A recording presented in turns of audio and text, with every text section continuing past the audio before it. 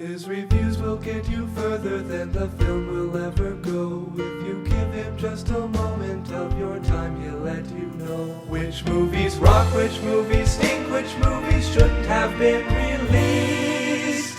Say hello to Confused Matthew.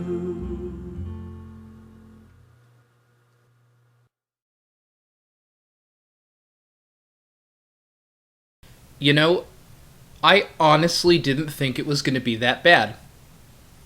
Seriously, I was actually kind of optimistic in the beginning. I was. I had heard that this movie had a reputation for being awful, but at the beginning of the film, I thought maybe people were just overreacting. It was all pretty routine in the beginning, scientists believing that they found some new clue into human evolution, a bare-bones story about a group of friends and family members, a businessman whose stocks were riding on this one mission, and at first I was thinking, maybe this won't be so bad. Huh. We have your standard comic book plot here. A group of people go up into space and are hit with a cloud of radiation. But this is an on-screen comic book, and nobody dies when being exposed to radiation in these things. The only side effect to being exposed to radiation is apparently a wide assortment of superpowers. I've always said that the key to a good superpower story is emphasizing the people with the powers, not the powers with the people. But this movie's biggest flaw is that it tries to deal with both these issues in complete isolation. Either these people are dealing with people problems, or they're dealing with power problems. There is never a joining of these two issues.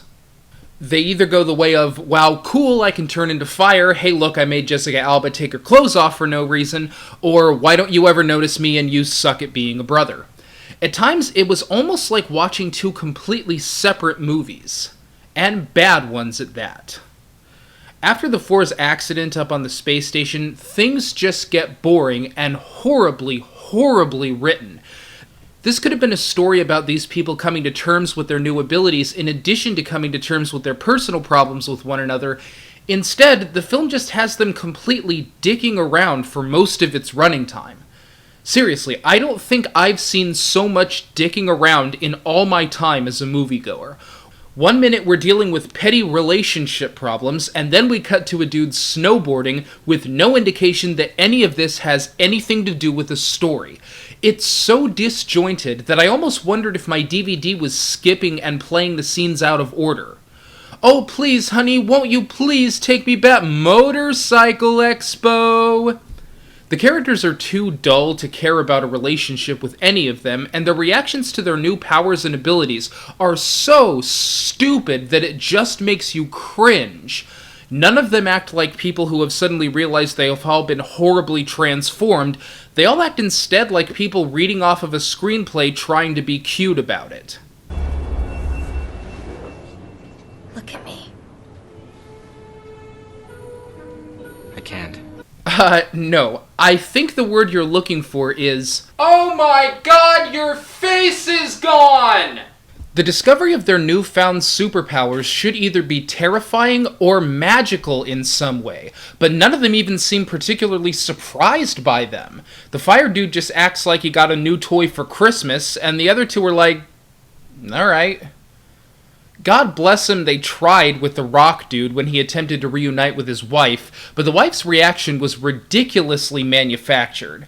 I can understand her being scared, but after a while, she could at least hear him out. I mean, if she can't stand to look at him, you'd think they could just have a conversation about it over the phone or something, rather than just giving the ring back.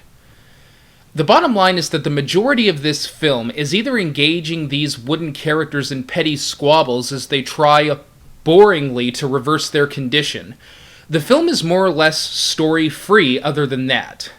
It's evident that the writers are aware of this, and so at times they manufacture situations for these people to deal with, such as an accident on a bridge, but it's so stupid that you can't take it seriously. It's one of those scenes where an unrealistic blind chaos ensues because one guy is on the road, and oh, come on, a fire truck is not going to slice through a bridge!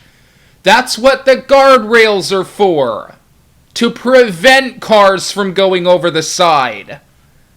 I haven't seen anything so stupid since the girl-seeking crane in Spider-Man 3.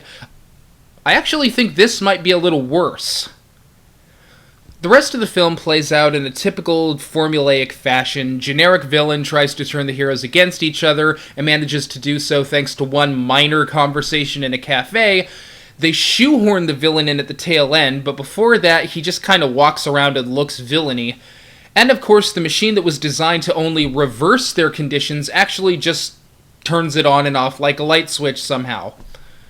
The heroes are given nothing to do, the conflicts are ridiculously contrived, and the dialogue eventually devolves from bad to simply unwatchable.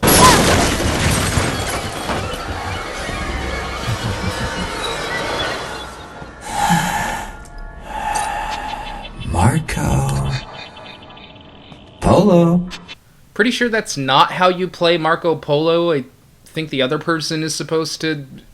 whatever. Moreover, the way their powers even work is so underexplained that it removes all the tension in scenes where they're supposedly put in danger. I don't even know if a fall can kill this guy. I don't know if an explosion can kill this guy. Fantastic Four is about as far away from fantastic as I would ever describe this movie.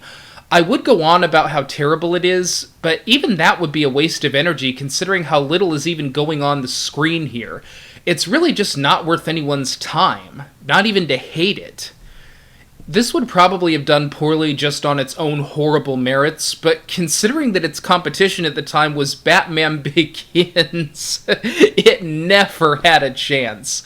And with truly great superhero films like Batman Begins out there, filmmakers should be ashamed of themselves putting crap like this on the screen.